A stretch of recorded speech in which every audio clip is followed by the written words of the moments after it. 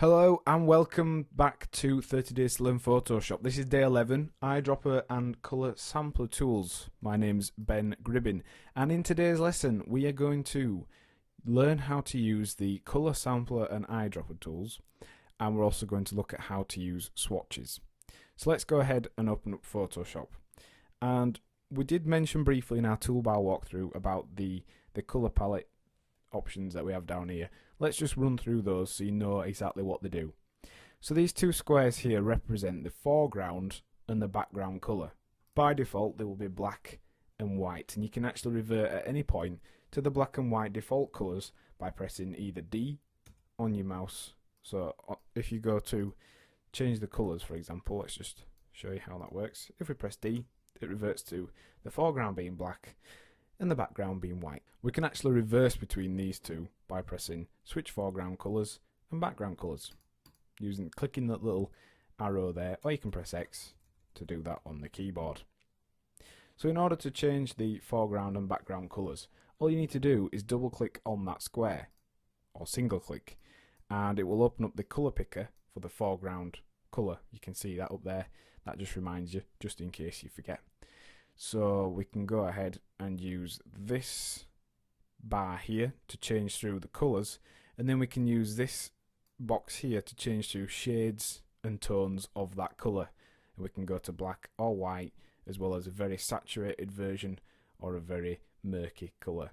So that's just a kind of basic, almost a colour wheel, but it's a little bit more advanced. You can change the sort of colour layout if you wanted to do so.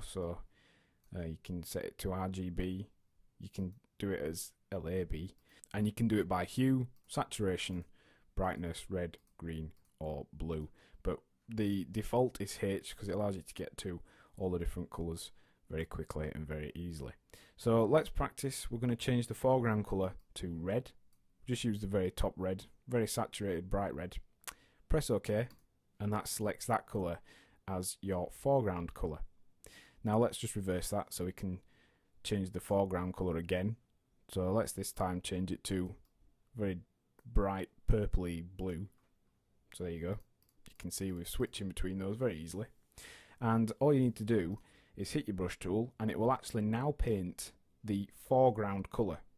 So let's click, and that is the foreground colour. Let's reverse. That's the background colour.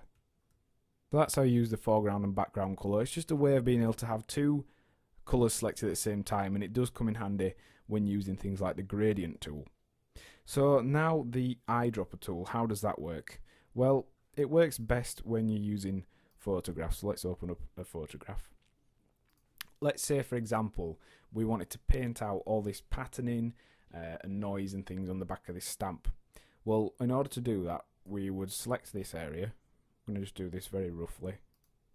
So we'll select this outline here. Let's just go to there, sorry. We're just going to do a rough outline of the bird. It's a little bit blurry anyway. So we selected that area. Now if we click on our brush tool, we can just confirm the size we're going to be painting in, etc. That's fine. If we click on the eyedropper tool, which is selected by pressing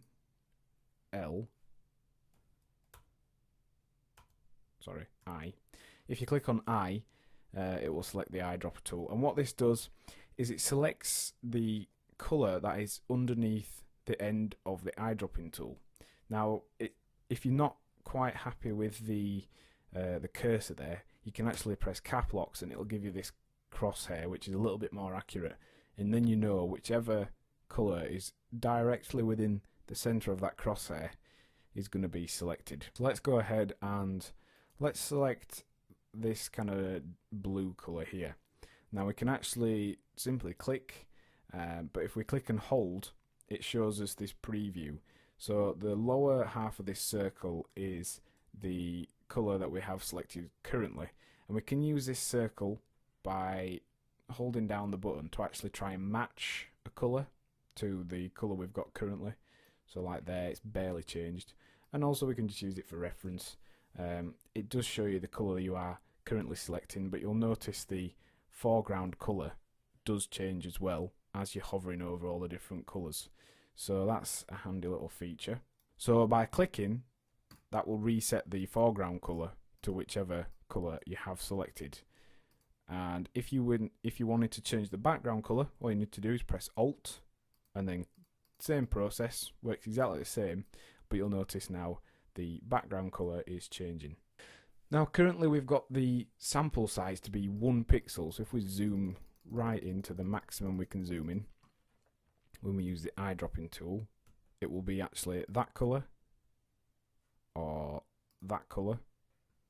So you can actually pick the pixel colour.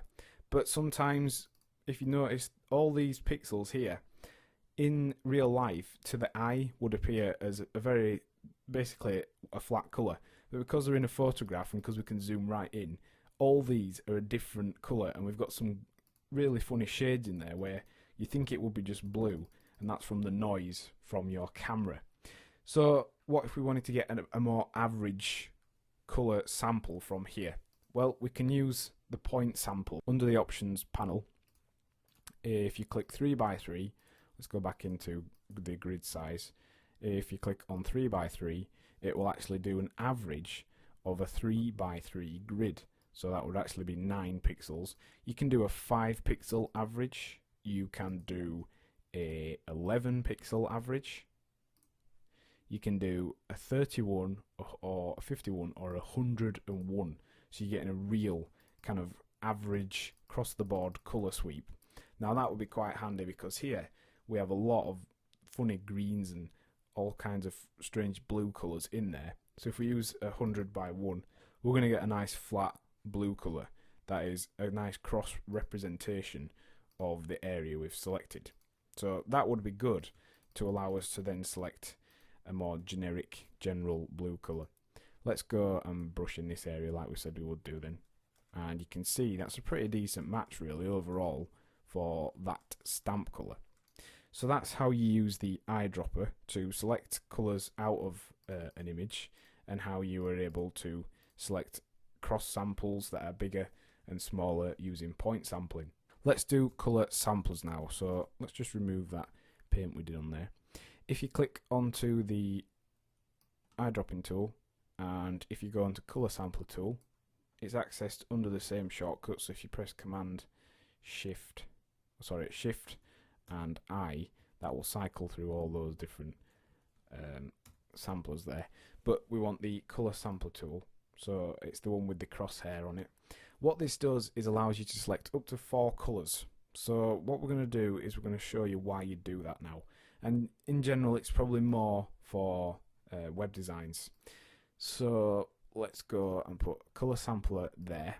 You can see it gives us a number on the sample, and then if we select one from within this space background, changes the number to 2, keeps the original one. Let's do one on this bluey background and one on our button there. You'll notice the info panel opened up automatically as we were adding those, and what it did was add these 4 colour samples here. So that's good because we can then use those, revert back to those in order to be able to tell what the colours are. So let's click on the colour sample tool, and if we right click on our colour sample, we can put it to all these different colour modes. We can work out all sorts of things based upon where this colour sample is. So we've got our colour samples laid in there. We've got the panel here. If we go onto the colour picker, what happens if we type in the codes we have here, RGB 205, 226 and 226, is it matches the colour exactly. So, 226, sorry. 226, and that is the exact colour we've pressed on our sampler. So that would give us basically the background colour of this web page, and that's essentially what the colour sampler is for. It's got the same sort of options as the eyedropping tool, so you can change the sample size. You can also change the precision. If you press caps locks or on or off, you can get the crosshair. Now, in order to save colours, you need to use the swatch panel, and this is over here. It's under the colour and styles group set. So we can actually add these colours to our swatch. Let's say we wanted to save the background colour of the website. If you just click on to this little button here, it creates a new swatch of the foreground colour. We could also then input the second one. So the second one is 122, 18 and 115. Essentially all this is the ingredients for a certain colour. So it's the amount of red, the amount of green and the amount of blue. It's a colour mode that is basically supported on screen and display and on the web. So we've inputted those colours, we've got the colour that's actually selected by that sampler, and we can add it to our swatch panel. So the swatch panel is a way of then being able to very quickly select the colour that we want. If we set both of these colours to just some random colours that we don't want, we could go and click over here. Let's say we want the background colour, we select that colour and we're able to paint that in. So that's why I use that, particularly on websites and things like that, because it allows you to create a colour palette and be able to switch between it very, very easily. In order to delete swatches, very easy.